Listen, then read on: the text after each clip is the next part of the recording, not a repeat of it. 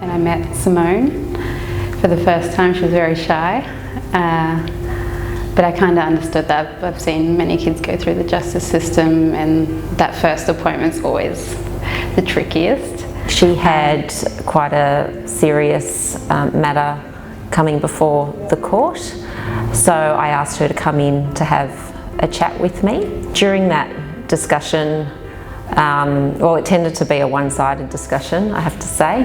Simone appeared very distressed. I wasn't in a good place, mentally and emotionally. I wasn't surrounded with the right friends, so that kind of just drained me. I just didn't do well at all. I could see a gentle side of her on the inside. I needed to try and unpack what was really going on in her life. Well, they made me feel really comfortable, so it kind of just made me want to kind of spread my wings out a little bit more, see what's out there, what's best for me, and to just seek opportunities that can just make me a better person than I was before. With many of the kids in the justice system, going to appointments and being referred to services can be quite daunting. And so we actually sat outside our first meeting. We just sat outside as very chilled. And I think that's really important to find out what young people like, what are their aspirations, and be like, okay, let's work towards it. At first, a job, better people to hang out with, and mainly focusing on myself.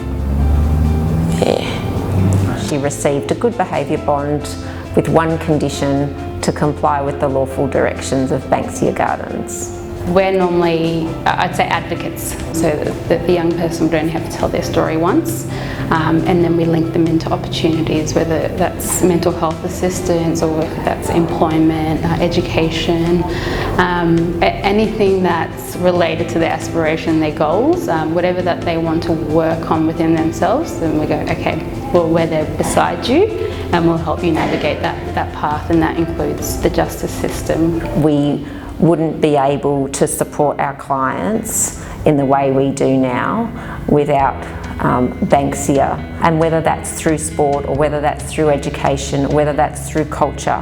Loved rugby.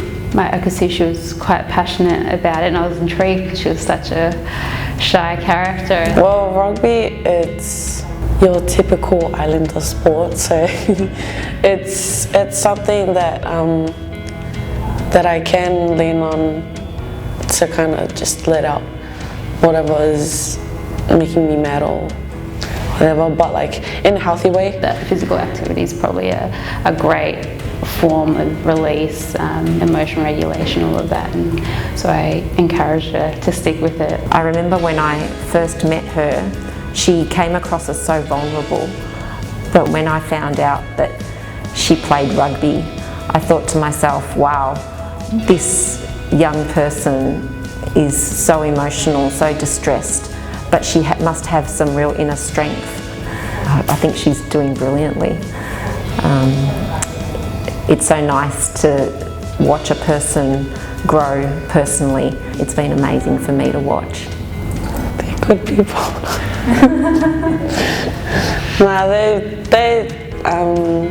I appreciate them for changing my perspective on life. Yeah. I think the justice system as a whole needs to work in a different way with young people. I think there's a real gap in the way it treats young people. She wanted to do nursing, but we had limitations, and I still think we probably will because of criminal records, and it's going to be a battle. I'm just taking it one day at a time for now.